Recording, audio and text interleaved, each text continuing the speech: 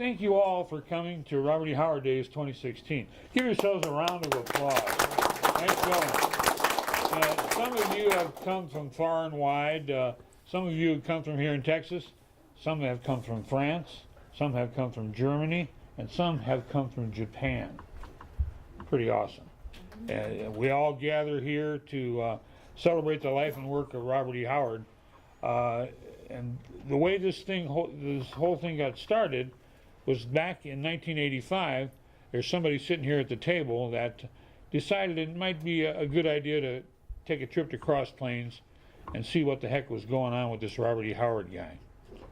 And then in 1986, he organized a trip of fellow Howard fans to come to Cross Plains and really see where Robert Howard worked and to understand him a lot better. And so you can either blame or thank this gentleman over here. Rusty Burke is the guy who originated the Howard Days celebration. So first of all, we give Rusty a big hand. Because he's better at pontificating than I am, I'm going to turn it over to him. And then we've got a presentation we're going to show you about the early days of the 1986 trip. And then we're also going to show you some of the other trips that we brought here. Also on the panel here is Susan McNeil Childers. She is a Cross Plains local. You've lived here all your life, haven't you? All my life. Yeah, and she's going to, you're not really here for comic relief. Oh, You're yeah. here to, Susan She's is going color to tell us, commentary. Yeah. in 1986, there were 10 people that showed up from all parts of the world. We had a guy from Australia and 2 guys from Switzerland, and they descended upon Cross Plains, town of about 1,000 people at the time, and the people of Cross Plains, with a few exceptions, they kind of, what are these people doing here? Why do they come here? Susan's going to give us a little insight on what the people of Cross Plains thought of us and what they think of us now. So, I hope. So take it away, Rusty. But I'm sure she'll be her usual tactful self. That's right. Yeah, talking about that. What do you want me to do? Just talk about how Vern and I got into it? Or? Yeah. If you want to talk about a little bit about how you got into Howard first, and then. Well, yeah. I mean, won't go into too much deep background. I got into Howard through the comics, the Conan the Barbarian Can comic. everybody hear okay?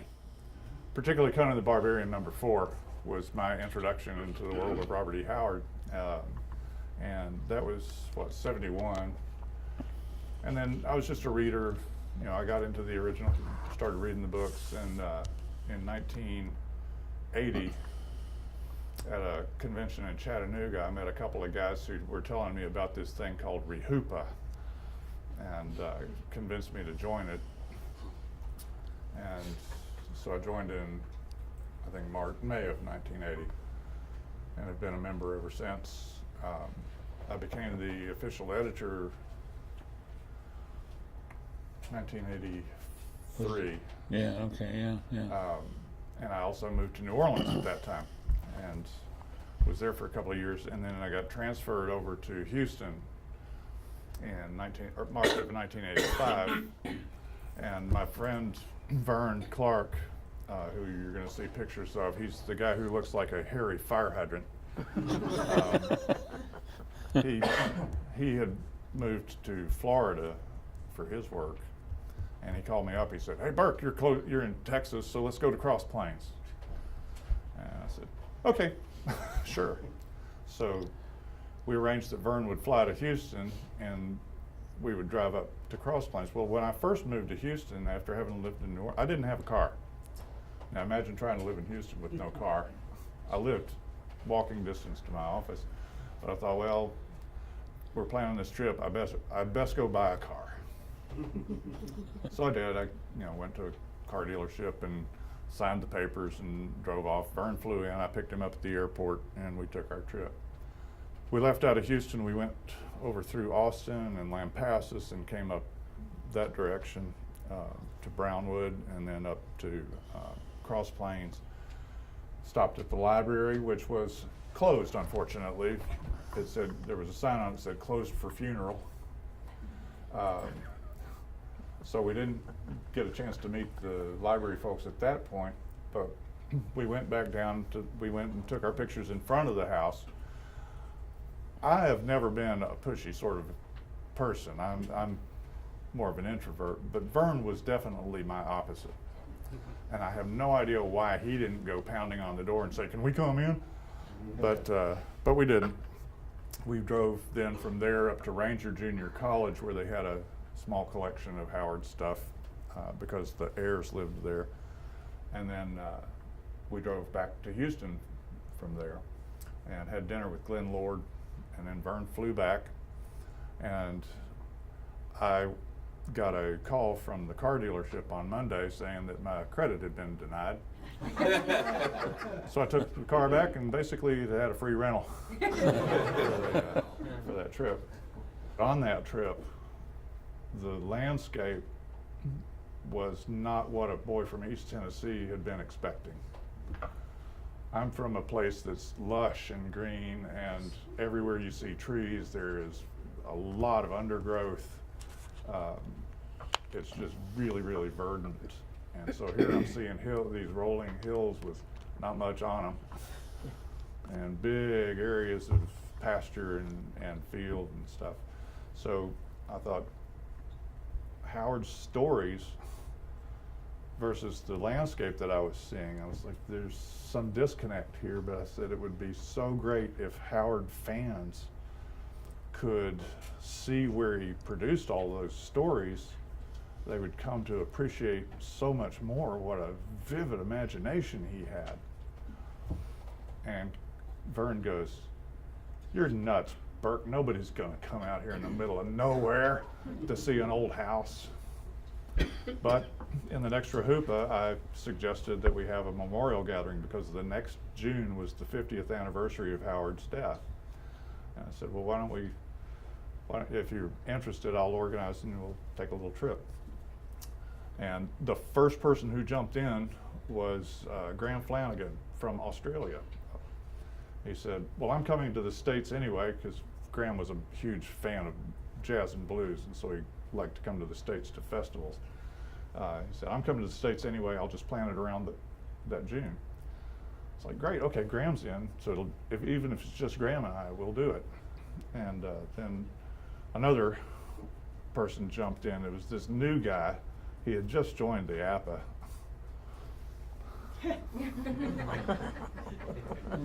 Didn't know much about him, but he said, I'll be there. And sounded like fun. Ended up recruiting a number of other guys. Just before the trip, I can't remember exactly what date, but I got a letter from this fellow in Switzerland, Thomas Kovacs, who said, Glenn Lord tells me you're the one organizing this trip to Texas, and my friend and I want to come. And it's like, okay, sure. So they came, and they actually stayed with me after they arrived, and then I rented a van and we all drove up. In March of '86, I had a week of business trip to Dallas around St. Patrick's Day time, and then on my way back to Houston, I thought I'll swing through Cross Plains and Brownwood, and I'll try to set up motel reservations and stuff. So I got to Cross Plains, and I drove up to the library, and there was a sign on the door that said closed. It was a Saturday. They're closed on Saturday. But the door was open about, that far, I guess to let some breeze in or something. So I just walked up and opened the door, and there was this young lady, probably high school student, standing behind the desk, the counter there just inside the front door. And I said, hi, I'm from Houston, and I was wondering if there's anybody I could talk to about Robert E. Howard. The girl's eyes were getting as big as saucers because this large hairy thing had walked through the door when he wasn't supposed to. She went scooting out for the back, and out came this woman, and it was Joan McCowan. She was the president at that time of the Friends of the Library, and she had just read some of Howard's poetry and really liked it, and so she was really excited that we wanted to come to Cross Plains. thought the Friends of the Library group could help us. They would organize a dinner, and they might be able to get us in to see the Howard House. I thought, great, and we'll bring you some Howard books. We did not expect the welcome that we got. We expected, you know, a few little library patrons would sort of show us the, you know, down to the house, and that would be about it. You'll see photos coming up here of the band of international scholars. Yeah. Was there somebody else with us? But no, we were known as the Robert E. Howard Scholars. That was kind of cool. So Rusty organized the trip, and we ended up having 10 people along on the trip. After Glenn Lord joined us, there were 10 of us that came to Cross Plains, and a lot of us came in a van. And Bill Fulweiler and Graham Flanagan, they followed behind in Bill's little car. But three of the people here are Mark Kimes, Tom Kovacs, and Nancy Collins. I can read really well. Nancy Collins is now a pretty well-known author, and she writes novels, short stories, and she's also a fairly well-known comic book writer. I see a couple of you nodding your heads, and yeah. And Rusty, what did you say, that she doesn't look quite that young anymore? No, she said that when I posted the picture of the group in the library, she said that she was unrecognizable. I'm like, no. She's got those 1980s glasses on, and so does everybody. Yeah, the guy waving there was the new member who had insinuated himself into this whole mess. I drove down. I had a Ford Pinto. I drove my Pinto from Northwest Indiana all the way to Dallas, and I thought I was pretty hot stuff. I mean, that's a 1,000-mile trip. That's pretty cool. I drove. It took 2 days. Oh, I have to tell my favorite story about your comment. And then and then of course I meet up with not only guys from Switzerland, but a guy from Australia, and my ego was somewhat deflated, but I yeah, but he didn't drive. He didn't drive from sallied Australia. on. This is the right side of the van. In the And spring, let me tell this. In the spring, before the trip, I had gotten a note from Bill saying it was kind of iffy because he was looking for a new job, and you know things weren't going so well, and so it was kind of iffy that he was going to be able to come. He was playing it by ear or whatever. And then I think it was about a week before the trip, I get this beautiful note. Bill had really wonderful letterhead of it was like Conan scaling a wall, and he's got beautiful handwriting, and he had written, "What am I thinking? I'm 100%er. If he said, like Tocotl in Red Nails, I'll be there if I have to crawl in my own blood." Smartest decision I ever made. Well, with the exception of marrying Cheryl. On our trip, we not only came to Cross Plains, but we toured the countryside. And one of the things that was mentioned quite a lot in Elstrad DeCamp's Dark Valley Destiny was the fact that Howard lived and grew up in the Dark Valley region of Texas. Well, we tried to find it, and we couldn't really find it, you know, because there's really not a town named Dark Valley. It's an area. But we did on our travels, we did find the Dark Valley Camp, and it was a campsite down by Brazos, By the Brazos River, and so we drove the van down there, and we did a little. Brazos, yeah. Brazos. Brazos. Brazos. That's right. Mea culpa. The Brazos. Brazos. Well, anyway, so Graham Flanagan posed by the only sign that we could find that said Dark Valley on it, And it turned out it was actually the wrong end of Dark Valley Creek. The Howards had lived at the northern end of the creek. But there was nothing left of course, of Howard's house, and we went down and we talked to the camp owners and showed them some pictures from Dark Valley Destiny, and of course they didn't know anything. And they made a few calls, but it was a history that was long gone. But also on our trip, we went up to Ranger Junior College because they had a Robert E. Howard collection in their library. So we got there, and I think the library was closed, wasn't it? No, no, it was open. It was open. We went in. All right. The librarian did not want to open the case for us to see any of the stuff in there. It was actually the collection of Allery Morris and her mother, Allery Kirkendall, who were they were the heirs of Dr. Kirkendall, to whom Dr. Howard had left his estate, which included all of Robert E. Howard's stuff. So they were the ladies that Glenn Lord represented as the agent for many years, and that was their collection of Howard books. In one corner of the case, there was a stack of Rehoboths. Unopened. When they, just before Mrs. Morris died, I think, the collection was removed from Ranger and was given to the Cross Plains Library. Yeah, one thing you can't see on there is, you know how when you get up close to a window and you can see your breath on the glass? Well, we were all, we were pressed up right against the glass, and our breath was showing, and there were some drool marks going down Because down the glass. as fans, there were some items in there that were really desirable. Oh yeah. Maybe the copies of Always Comes Evening. Yeah, there was an Always Comes Evening. 3 copies. Yeah. The gent wasn't And there. there were some Roy They Squires had poetry locked the gent away. booklets and George Hamilton booklets.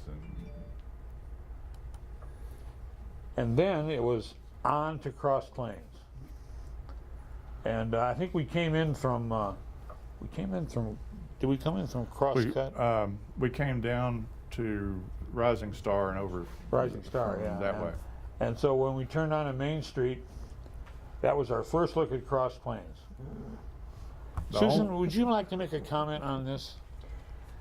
Well, that is, let me just say, Project Pride was formed because at the time we had no active Chamber of Commerce, and we needed to clean up the town, basically, and that consisted of cutting weeds, painting storefronts, just a general cleanup. As you can see, the difference now and today and then. But we organized, and Tom and Arlene Stevenson's son, Randy, actually picked the name Project Pride, and several Saturdays we would start at one end of Main Street, 2 work crews, and go both sides, cutting weeds, painting, just anything, picking up trash.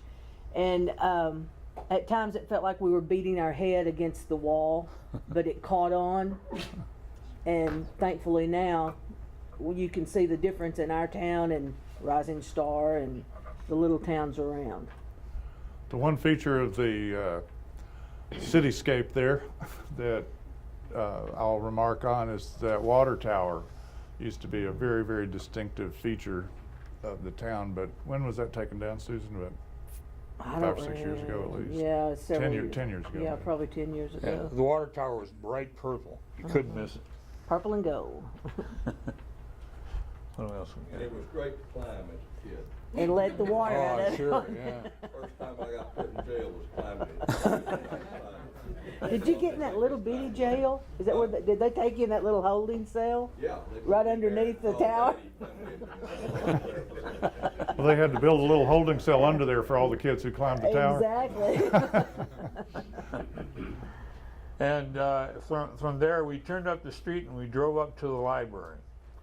And We were quite surprised to see the sign in the, Yeah, in the we were. window.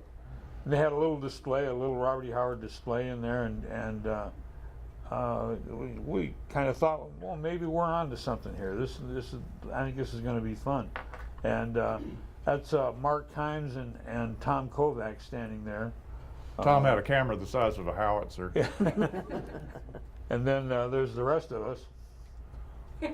Indy's over there on the left in those cute, showing off those cute legs. And next to him is Joan McCowan, who was the woman that I met here, the president of the Friends of the Library. She was a good friend to us from then till the end of her life. She's a wonderful, wonderful friend to Yeah, us. yeah. She was very instrumental in a lot of things that happened for us, for Howard fans. The guy in the middle with the visor on is Vern Clark, and next to him is Glenn Lord. And you can choose your own caption about the shorts. Hey, they're back in stone. Hey, you should have And kept- from the library, we didn't really hang out the library too long because they wanted to take us down to the Howard House, and we arrived there and it was like going to Mecca. You know, you come down the road as we all do now, and there we've all seen pictures of it, but there it was. That was the place where Howard lived. That's where the place where Howard created all of his great works. And it was almost a religious experience. And you see something there that's no longer there. That huge pecan tree there on the left was beautiful, but the tornado in 1994 94. Yeah, I ripped got a it up picture of that. and also took the house next door, the Butler House, off of its foundations, and Yeah. so they had to tear it down. And that's why we have a pavilion there now. Right. And so, of course, we had to pose ourselves on the porch. There's eight of the 10, but around the corner, Rusty and I were sweet talking the women. You know, we knew what, yeah, just having a wonderful chat, and Billy Ruth Loving is on the left, and of course Joan McCowan is second from the right there. For those that don't know, Billy Ruth was the librarian for many years here. And so we were chit-chatting with them, and they were explaining stuff about the house. And the house was, somebody was living there. Mr. Floyd Carter was living there with his wife. And while we couldn't go in the house, he was gracious enough to let us walk the grounds as much as we wanted to. And He sat on the porch swing with Mark Combs' wife. yeah, he did. Yeah. She kind of sweet-talked him and distracted him while we, you know, took samples of the dirt, you know, and made cuttings off the pecan tree.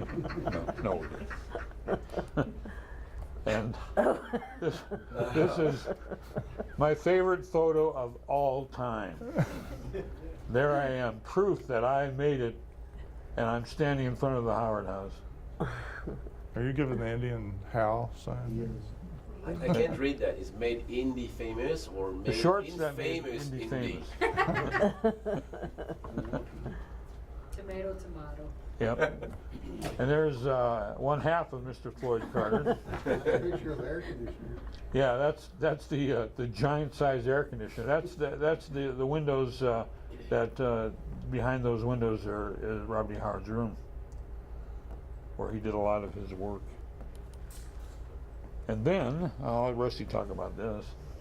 We were invited to a barbecue out at the home of Charles and Lou Rodenberger. Lou was a professor of literature, and Charles was a professor of aerodynamic engineer or aeronautic engineering. But they had this wonderful house out in Cottonwood, and invited us to a barbecue where a lot of folks from town, friends of the library and so forth. Susan, were you at that one? You and I your mom was. at that one? As we arrived, we pile out of the van and we run a gauntlet of people wanting to meet us, and so we're introducing ourselves, and everybody keeps saying, "Oh, where are you from?" And you'd say, "Where are you from?" And they'd say, "Oh, that's nice. Where's the guy from Australia?" And it was always, "Where's the guy from Australia?" And so we kept calling Graham the guy from Australia. Man from Australia. Steve Gillardi, who was from Zurich, Switzerland, kept getting that, and he'd say, I say I'm from Zurich. They go, "That's nice. What's so nice about being from Zurich?" But Bill would introduce himself as Bill Cavalier from Rolling Prairie, Indiana. Bill Cavalier from Rolling, and he started getting tongue-tied, and at one point he became Indiana Bill from Prairie Indian, and that's how he got the Indy moniker. That's the start of that. So. I decided I wanted. That's one of the best memories I have of Howard days.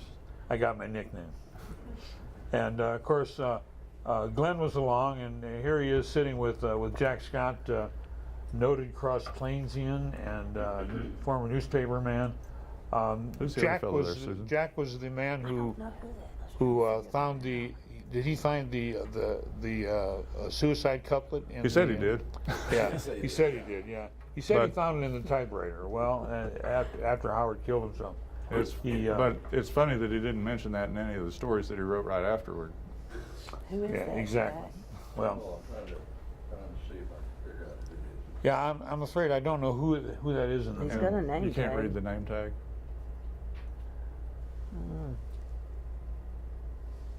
I tried earlier and I couldn't really read it.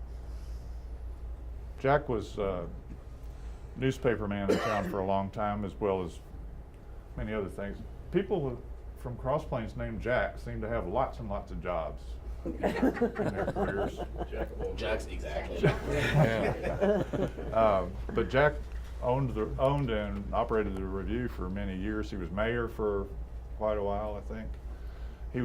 Cross Plains never had a bigger booster than Jack Scott, and he, like so many other people from Cross Plains, loved to talk and tell stories. He was a really interesting man to talk to. He had, and not just about Robert E. Howard or about that time or Dr. Howard. He loved to talk about Dr. Howard, but just anything. Jack loved to talk. Yeah, and of course we all got to feast on barbecue brisket and just chat with all the people that came out. And we're a lot of us. I know I certainly was. I was almost dumbfounded at this sudden onslaught of celebrity. I came here to see Robert E. Howard stuff, but no, I was an international scholar. Is that your mom there? Okay. It Kinda looks looks like like her from behind, but she never wore pink. She hated pink. Is that your mom? in I the don't middle know. there? It looks I'm like pretty- her, but she There threatened me might if be I put another pink picture. flowers No, at her it's not another grave. picture. That's it.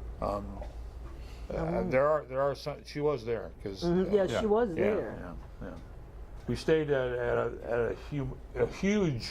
Where was it in Brownwood? We stayed The the Gate 1 Motor Inn. Gate 1 Motor Inn, and I was knocked out by each room was huge, and then I realized, well, I'm in Texas and everything is bigger in Texas. That's down Out by in- the cemetery. Down by the cemetery. Yeah, yeah. It's got a really huge parking lot, and in the middle of the parking lot is a swimming pool. There is absolutely no shade anywhere in the vicinity of that swimming pool. I'm looking at it and thinking we'd be boiled like lobsters if we tried to go swimming in that thing.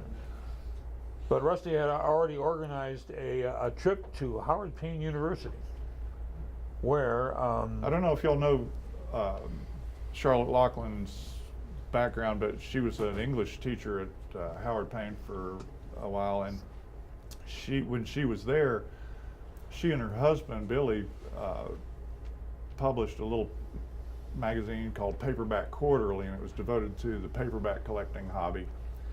But they found out that Robert E. Howard's collection, books had been donated to Howard Payne, and she was one of the people who did the first listings of all the Howard books at the library. So I had gotten in touch with her and asked her to talk with us, and so she set up this meeting. The president of Howard Payne actually welcomed us because we were Yeah. a visiting group of scholars. And we're all getting out in our shorts and our blue jeans and ratty old T-shirts. at But the we're time that international scholars. So. At the time that Charlotte started doing her listing, the books were still on the shelves, and so after that they started pulling them off and putting them in a special area. You would think that at a good Christian university like that, when people would find a book with a Robert E. Howard bookplate in it, that they would leave it there, but wasn't the case. There were a lot of them missing. She saved 63. Is that how many? There are 68 down at the house 68. now. Yeah, that's right. Yeah, and the books that Dr. Laughlin saved They're all down at the Robert E. Howard House because Howard Payne University made a generous permanent loan to the Howard House for all the books. So you can see those. They're in the case. You can't touch them, but you can actually look at them. You can fog up the glass with your own breath and get it real close. Cheryl, I don't know if Indy ever told you that he fell in love with her voice. Oh, I'm not surprised. She was Charlotte had a really sweet Texas Oh, accent. yeah, wow. I always thought the same thing about Glenn Lord, so I told him. There you go. And there we are looking at some of the lists and some of the books, and there was a fellow that showed up from Dallas. He was a reporter. His name was Ken Biffle. We found out later that he was fairly well known as far as being a newspaperman in Dallas, and yeah, so he showed up because he wanted to find out, what was going on. What would attract 10 people to come down to a little town in Texas to find out something about basically an obscure writer from the 1930s who had been dead for 50 years. And so he hung out with us, and he buddied up with us, and he asked us all a bunch of questions, and he talked about the impact of Howard. He was, we thought he was okay. And then he goes back and he writes this big long column about what the heck would 10 people want to come to Cross Plains for to see somebody who was basically a hothouse flower. He called Howard a hothouse flower because, he worked in a confined space, and So we were kind of weird as far as he was.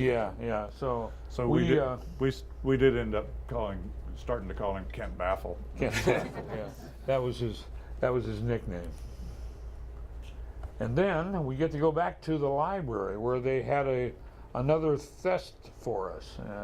We were starting to get used to being international scholars, so I actually put on long pants and a nice shirt. And here we are, and Billy Ruth Loving is on the left. Bill Fulweiler and I we're looking over Howard typescripts. They let us handle. Allery Morrison and her mother, Mrs. Allery Kirkendall, had come down from Ranger and brought the typescripts that they owned with them, and allowed us to see them. And as you could see, they allowed us to actually hold them and read through them. Going like that. Did you include the picture of you poised to edit one? I don't think I did. I may have. I'm hidden behind the boxes on the right, hastily scrawling out something, probably a list or something, of the books that we were donating to the library, all of which I think are probably still there. There you go. That's probably the Black Stranger typescript. Yeah. No doubt. No doubt. And he was going to I make didn't some have a changes pen to big it. enough to cross out all that. Camp there, or What's that? are you channeling the camp there? No, actually, Vern Clark. He goes, "Hey, take your pen out and look like you're editing it. Look on me." Thanks, Vern. You can, of course, you can no longer do that down there. Yeah. No, you cannot. And Tom was looking over some typescripts too. We were just blown away. At one point, Mrs. Morris said, she said, I never imagined that anybody would have any interest in these. I've got lots more in the lockbox back at the bank. And our eyes just bugged out. I should have brought lots more. Yeah. That is the official mayoral proclamation of Robert E. Howard Day in Cross Plains, the very first one. For what was it, June 11th, 1986? Or 14th. June 12th, isn't it? Now we were really feeling like international scholars. And that's Mrs. Morris and Mrs. Kirkendall. They were the heirs, and they were very nice. Mrs. Kirkendall I think she was a little bit intimidated by a lot of us, but she was very pleasant, And Mrs. Morris was very, very gregarious, and like I said, you know, oh, I have lots more of these back in the lockbox. And then Rusty made a presentation. We presented them with a bunch of books, and we filled up a whole table with. These are all donated by the 10 of us that showed up. At, Well, and other members of the APA had sent yeah, that's true. donations yeah. too. And that was, you know, the Cross Plains Library at the time, they had a very small collection of Howard stuff, and we more than doubled their collection, that's for sure. And the copy of Always Comes Evening I had to buy to donate because I had promised Joan that we would donate poetry collections.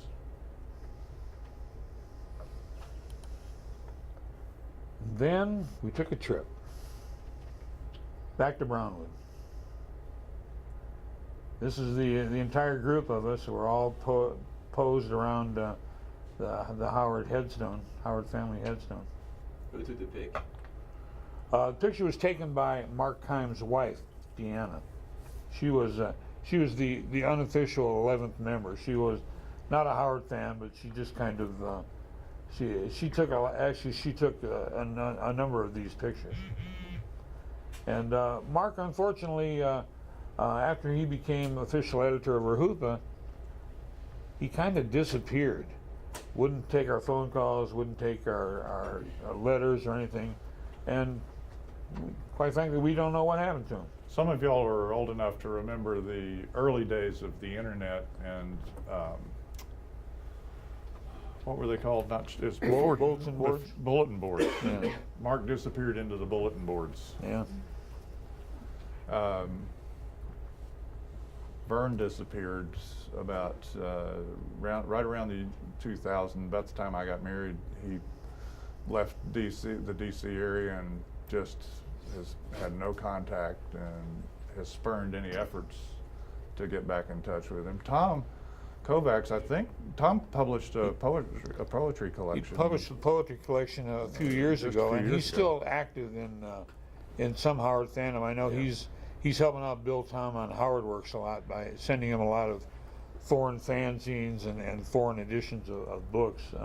Graham so Flanagan unfortunately passed away a few years ago of cancer. Steve Gillardi, I haven't heard from in a long time. I assume he's still wearing funny-looking pants. Yeah, the boys from Australia, Tom and From Switzerland. and Steve, they we teased them a lot about their pants because they had European pants, and it was Oh, like you mean normal ones? they were yeah, normal ones, yeah. They were like parachute pants, except with they were before their time.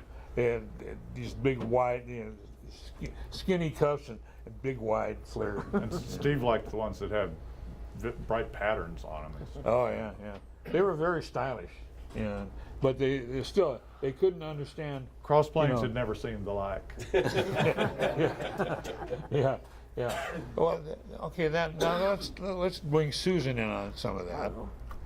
Now as we're talking about what Cross Plains thought of some of the foreigners. Now, what are your recollections of the early days when people started showing up here and to be in, wanting to know more about Robert E. Howard? Well, and myself too, we didn't understand what's the draw, why. But there were probably, I would say probably a group of maybe 20 total that said, hey, this could turn into something. Let's see what we can do. Let's just forge ahead. So we did, and again, we were just hitting that brick wall because at that time, there were a lot of people still alive who remembered Dr. Howard's crazy son, as they said, because he would go walking from, like my grandmother for one, he would walk in front of her house going to town. Well, he'd be acting out his stories, and the more that people said he was crazy, the more he acted, just to give them something to talk about. But that generation has died and gone away now, and and now I think the town just really welcomes, I hope they do. I hope they welcome all of you and appreciate what you do, because you pump a lot of money into this economy. But my mother went and talked to the lady who, her sister owned the Howard House, and her husband had passed away. So my mother, Joan and Alta McCowan, John and Betty Sue Adams, and Jean and Betty Greenwood signed a $10,000 loan to purchase the house. And Alla Ray we had bake sales, and oh my gosh, every little fundraiser. I think Rusty sent out a statement that said, sent out a flyer to Howard fans all over the place, Yeah. asking for donations to and be he sent. put in there, if anyone who's ever read any of Howard's work would donate $1, think of the money we could raise. We got stacks and stacks and stacks of donations of $1.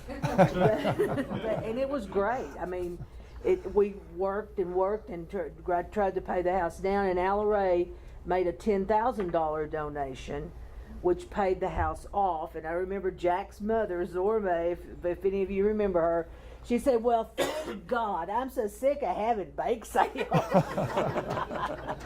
But then when Alla Ray passed away, we were able to get the renovations done, do the pavilion with her donation, generous donation to Project Pride. But I think the town has come a long way. They've accepted everybody. They look forward to this weekend, and they now clean up. The business owners now clean up in front of their stores and get everything ready. So, Do you have pictures later of when we first saw the inside of the house? I do. Well, I've got, it's a mess. and You don't have to fast forward. I Sure. won't say anything now if you've got I've those got, pictures. I've got a couple, I think, Okay. as I recall. Well, anyway, we once again we never had any problems getting anything to eat here in Texas, and so that's where I first fell in love with Texas barbecue. And again, we had a dinner, and Charlotte Laughlin and it was Ronnie Lappy was with her. Was Ronnie there? Billy next to her is Billy Lee, her husband. That's right. Yeah.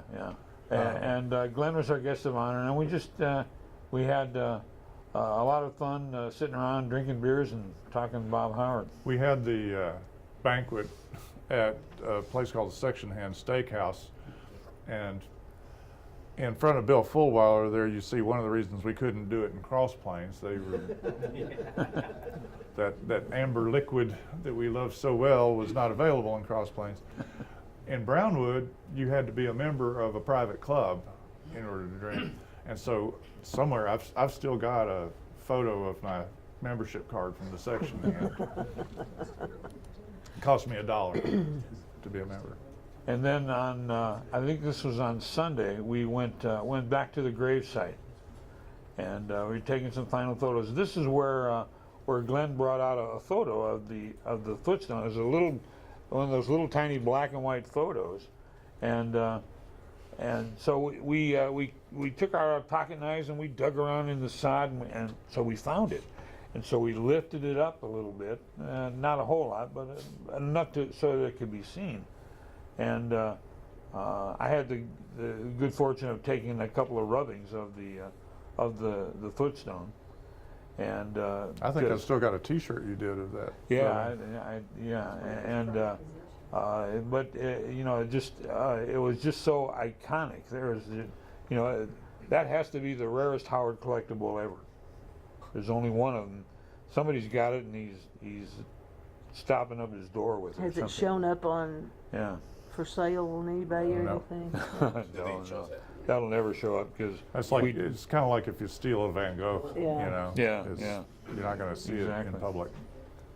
So, and I said some bad words there, but that's all right. You've got a lead on it. But we did find it. It was there. And then here we are at the gravesite, and I think was it Charlotte Laughlin that donated the flowers there? Or? Yeah, I think it was Charlotte that did Yeah, the flowers and there. so we had some more nice words to say about everybody, and And that's Charlotte's brother, Lee, is back there and Tessica Martin is talking to Charlotte. Yeah. Tessica was a reporter for the Brownwood paper who wrote a couple of really nice Yeah, articles about it. she was very nice to us. And again, somebody else that the Band of International Scholars charmed. we were hitting on all cylinders here. There's the rubbing that I took of the, as far as I know, there's only 3 of those in existence. I took one, and I gave one to Vern Clark, and I gave another one to Mark Kimes. And seeing as how they're all gone, I've got the only one. And no, I didn't bring it. And then, okay, we had a wonderful trip, and there were many Rehoboth zines after that talked about our trip. We But, started making an annual gathering, and so for 1987 we got together at a convention in Nashville. I Nashville, think. World Fantasy Con. And then in 1988 they were having a World Con in New Orleans, and we met there and had Novelyn Ellis was our guest speaker. That was really a marvelous time. Then in '89 we thought, well, it's the 100th mailing of Rehoboth. Let's have our gathering in Cross Plains again. And when I told Billy Ruth that we were coming, she said, well, I think we're going to have a little surprise for you when you come. And there we are at the house. Oh, I should probably, well, and the surprise was that we got to go into the house. Because they had bought it. Yeah, I guess I don't have any of those. But you know, we were all, that's when we learned about the creation of Project Pride and how the community had come together. They realized that they really had something here. You know, Robert E. Howard was an internationally famous writer, and his character Conan was known all over the world. You know, thanks due in part to the movie, but somebody had to write about Conan, and it was Robert E. Howard. And the good people of Cross Plains, thankfully, they realized that, you know, this is something that we can produce and that the whole world can enjoy. One of the reasons I wish we had some of the photos of the interior when we first saw it was so you could see what a remarkable transformation Project Pride has made to that house. You should have told me. It's like, A stack of those from 1989. well, I gave him some, he just didn't include them because Yeah, I didn't include those. I didn't know if we had enough time or not. but the way the house looks now is so far distant. When we first walked into that house, when you walked in the front door, you did not see down the hallway. They had built a closet across that hallway entrance. So you had to either go left into the bedroom or right into the living room. If you went into the bedroom, where you see the window, they had turned that into a door. They had knocked down the wall, and what's now the gift shop was part of, you know, it used to end there at Bob's room at the windows. The gift shop area wasn't there. They had extended that room all the way back, so they had a huge room there that had the ugliest shag carpet I've ever seen in my life. And trust me, as a longtime bachelor, I lived in apartments with some ugly shag carpet. It had that cheap, really thin paneling on the walls. Dark wood. And no air conditioning. No air because I conditioning. remember we had some of the manuscripts, and Airlie had a paper towel under her chin to keep from dropping sweat drops on us. I remember being there in March 1989, my first time in Cross Plains, and I got inside the house, and I distinctly remember this horrible carpeting, and the room was empty, and the only thing in there was a used stocking down there on the carpeting, and you could see the dust particles floating in the air. That's my first memory of the art house. Yeah. So to see what they've done with it over the years is just absolutely amazing. They did a good Yep. job. And they did it because we showed up and we enjoyed it so much. But then, and so after 1989, there were several fundraisers for the house. They continued to have fundraisers. They had ice cream socials and luncheons, and the house was after they had initially fixed up the house, they had some fundraisers and they got to tour the house, but it was only open for 3 hours. They had an open house on a special day.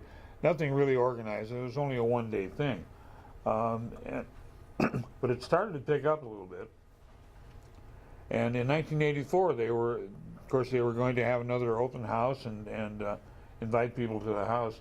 However, about a week before,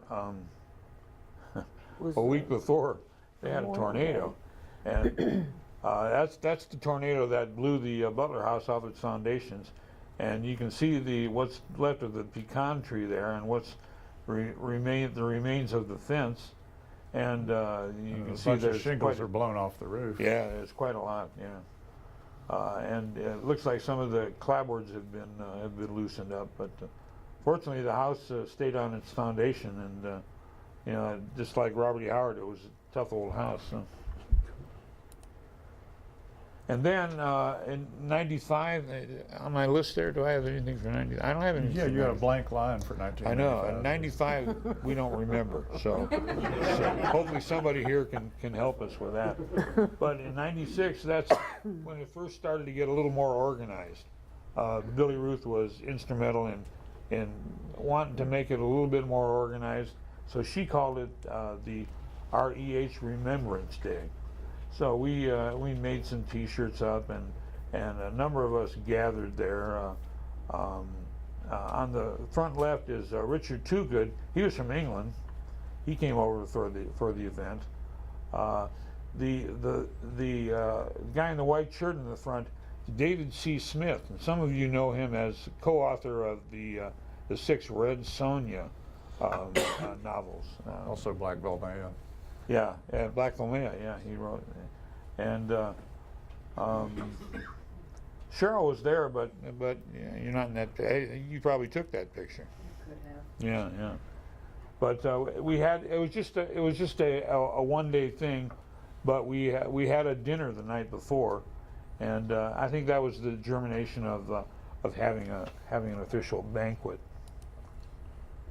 And then in 2000, the good people of Cross Plains and Project Pride.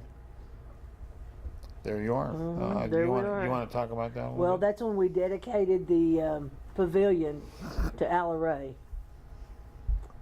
because she had made the generous donation, which we were able to build that, and it made everything a lot easier for you guys because you had shade actually to sit under and a place to hang out. But most of those folks in that photo are dead except for me. They're gone now. And Betty Sue and Adams and Connie, and I think that's Bob Pipes on this far end. Yeah. And Betty Kavanaugh's in the back. She's in Santa Fe, but Betty Sue Adams, unfortunately, her mind is bad, and then Connie Kirkham is still high on sugar. I guess that woman does more in an hour than I can do in 3 days, but we Billy- were very fortunate. Billy Ruth by that time was in the wheelchair that terrorized Cross Plains. Oh, I never slowed her down though. And 2 other people who are still with us, thankfully. Jack In and the Barbara, back right on is the back. Jack Baum and Barbara Baum. I see them. And we come to Robert E. Howard Days 2016. Come quite a ways. 30 years of Howard Days, of Howard history. We all have a history now. Those of you that are new, now you've got a history with Howard Days. Those of you who come every year, thank you very much, because people at Cross Plains, they've grown to love us. You know, and now we can all be international scholars. I do believe, and I think that's all I've got. Many of the folks here have become, like Susan, have become really good friends over the years, and I've gotten to the point where we get to the point where we think of this more as a family reunion than a once in a while visit. So some of us do come back every year just to see our friends, and so if sometimes you see me hanging around with local people instead of with Howard fans, don't feel shy. Come on up and sit with us and talk. They don't bite. And they know Well, lots of stories. She bites now and then. Yeah, I Yeah. do. I do. Would anybody have any questions? Lee? Is it certain that the Howards actually lived in Dark Valley? Isn't there some question about that, or do we have evidence? Tomorrow, biography panel tomorrow. Okay. Okay. Yeah. And That's your man for Dark Valley. His, I can answer that question, but tomorrow. Right. That's a teaser. ooh, there's a teaser for you, folks. Yeah. Scott. Well, from the, whatever happened to the Charlotte McLaughlin from Charlotte Laughlin. from the university? I mean, does she ever come back, or is she She hadn't deceased? been back We in a long connected time. with her. I think she and Billy moved to Dallas or something. Yeah, They about 10 years they ago. moved out we- of the area. Yeah, yeah. They're still in Texas, but they moved out of this area, so she doesn't come back. And was there even rumor that they had his pulps at one time there, or did they just disappear? And At the Howard Payne? Howard Payne. Dr. Howard had originally donated all of Robert's books and his magazines to the collection, but then he went down there and he was convinced that the magazines were being destroyed by people reading through them, so he took them back. And of course, we don't know what happened to And them. we don't know what happened to No. them. Because when Dr. Howard left Cross Plains in 1940, and when he left town, he was going to go up and live in just a little room at the West Texas Clinic, and he didn't. So he gave away everything or burned everything. He inadvertently burned all the Lovecraft letters. So the only thing we have left is the transcripts that August Derleth had made. That lady. Yeah. I have a question. As much as I know y'all started 30 years ago, but what's kind of the average of how many people, how many times they've come to Howard Days? Like my husband and I, this is our 3rd year, but I know, gosh, we got 20 and 25 years for people. What? That's a good question. It's quite a mix. I know. Yeah. Yeah. You know, How many people come here more than 10 times? Quite a lot. Yeah. keep on coming back. They You know, can't get rid of us. we try to make it fun every year. We try to make it interesting, and still, you know, it's part historical symposium, and you know, it's a bunch of like-minded people getting together just to chit chat and Billy shoot the Ruth breeze. had originally come up with the idea of having speakers at the banquet who were knowledgeable Robert E. Howard people. They started off with me for some reason, and then they got into some people. Gary Gianni was a speaker, and a number of others. Leo Grin, when he started coming in around 2000 or so, really did a lot to promote the idea of having panels. I think he was the first person who actually videotaped some of the panels, and Gave turned us it a little into more structure. and did publicity for it, turned it into kind of the event that it has become. So I think Leo should get a lot of credit for what you experienced today too. Jack? Could I make add to what Susan said about Oh, how please the- do, yeah. how the climate here in Cross Plains has changed through the years. Susan and I we both grew up here, been here all our life. I had never heard of Robert Howard until 1985 when we inherited the rights. So that's pretty sad to grow up with such a famous writer and school system never be acquainted with Robert Howard. Then Rusty made a mistake several years ago, I guess it's probably 87, 88, when he was feeling a little down, I guess, and he asked me to do the walking tour of Cross Plains.